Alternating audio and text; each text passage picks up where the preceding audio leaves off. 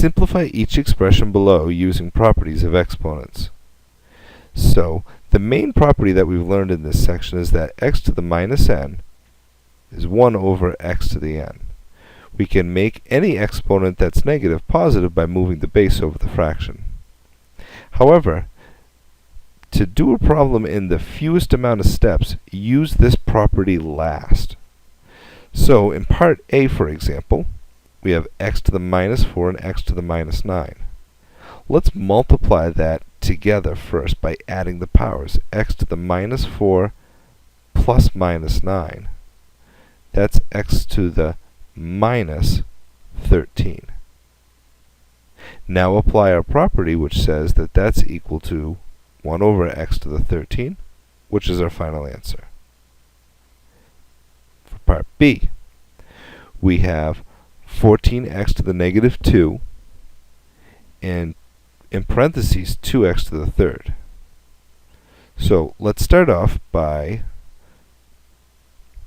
copying down our numerator and applying the 3 exponent to both terms. So we have to go 2 to the third and x to the third. 2 to the third is 8. 2 times 2 times 2. Then x to the third. Now before I move anything, I'm going to apply another property of exponents, which says I can divide by subtracting. But while I'm at it, why don't I simplify the 14 and 8?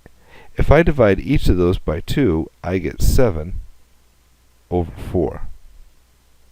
Now carefully subtracting exponents, I do that and get x to the minus 2 minus 3, which is minus 5.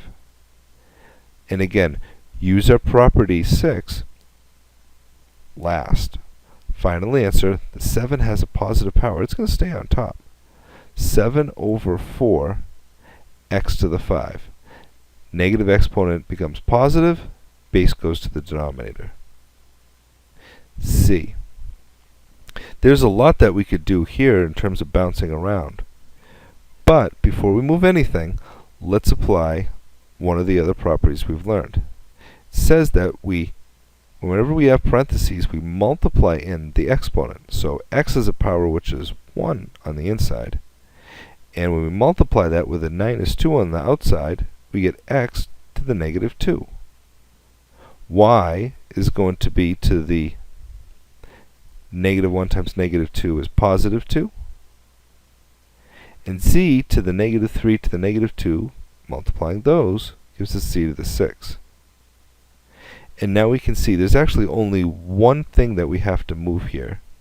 And so when we apply our property 6 at the end, we do a problem usually in the fewest amount of steps. Final answer is y2 over x2 z6.